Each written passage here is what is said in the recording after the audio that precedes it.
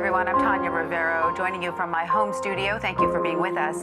The mayor of Minneapolis spoke today about, quote, righting the wrong of George Floyd's death after a night of protests in his city in response to the black man's death during an incident with white police officers. Turning back now to a story that we reported on earlier, President Trump is now weighing in on the death of George Floyd. The 46-year-old man died after being pinned to the ground by a Minnesota police officer who had his knee pressed against Floyd's neck. In a tweet, the president said, "Justice will be served." For more on that, let's bring in Paula Reed, who's standing by at the White House. So, Paula, what kind of action is the White House expected to take on this? Well, today the president is expected to get a full report on this incident. He said yesterday that he believed this was, quote, a very sad event. He offered his condolences to Floyd's family. He also tweeted saying that he wants the federal government, the Justice Department, to expedite their investigation into this incident.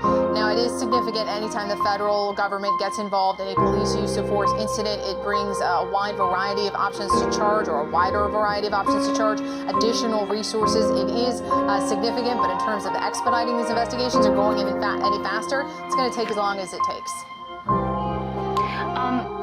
So Paula, I think we were talking to you yesterday. I don't know. We talked to a lot of people now, and we were talking about the fact that this particular Justice Department really hasn't weighed into these sort of incidents the way the Obama Justice Department had been, and that it was the sense from the Attorney General that this really wasn't the Justice Department's area.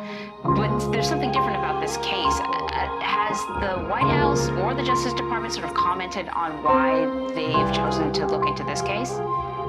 Look, the video is, you just cannot argue with that video. I covered several police use of force incidents in the previous administration and a few in this administration. I can tell you with a video like that, the Justice Department has absolutely no excuse not to offer their resources, even if they didn't take over the investigation, but not to make sure that this was something that was thoroughly investigated. There did not appear to be any mitigating factors on the face of it.